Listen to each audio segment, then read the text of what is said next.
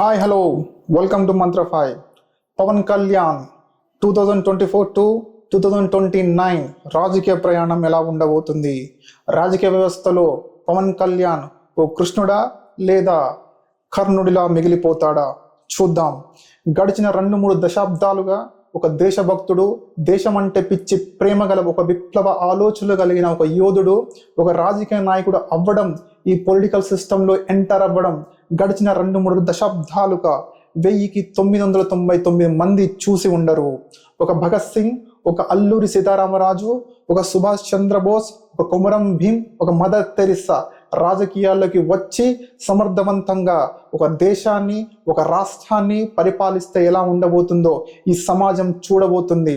రాజ్యాంగాన్ని రచించిన అంబేద్కర్ని ఓడించిన ఈ రాజకీయ వ్యవస్థలో ఒక పవన్ కళ్యాణ్ లాంటి దేశభక్తుడు రాజకీయ నాయకుడిగా అవకాశం రావడం ఒక పెద్ద సంచలనమే.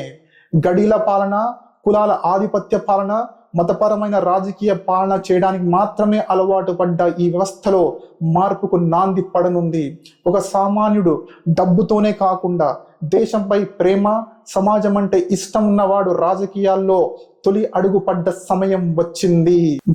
గవర్నమెంట్ అంటే ప్రజలు.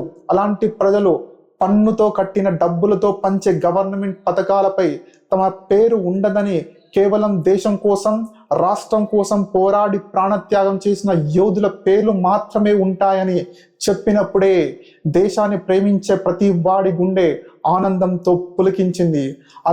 అలాంటి మాటలు ఎంతో మంది ఆలోచన విధానాన్ని మారుస్తాయన్నది కాలం తప్పకుండా సమాధానం చూపిస్తుంది.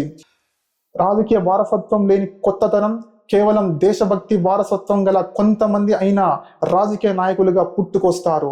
పవన్ కళ్యాణ్ గెలవడంలో డబ్బు ప్రభావం లేదు, శకుని మాదిరి కుతంత్ర ఆలోచనలు లేవు. కేవలం సమాజానికి మంచి చెయ్యాలి అని తపన, బలమైన స్ఫూర్తిని కలిగించే మాటలు, ఓటమిలోని పడిలేచిన కిరటం వలె గమ్యం వైపు అడుగులు, నిస్వార్థంగా మంచి చెయ్యాలనే తపనతో అలుపెరగని ప్రయాణం, ఇవి మాత్రమే పవన్ కళ్యాణ్ గెలుపునకు కారణాలు అయ్యాయి. కాలం సమాధానం చెప్పబోతుంది.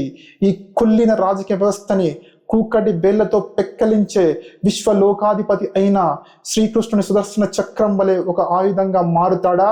నిస్సహాయుడై ఓడినట్టు అదే పాత రాజకీయ వ్యవస్థలో ఒక భాగమైపోతాడా అని చూడాలి.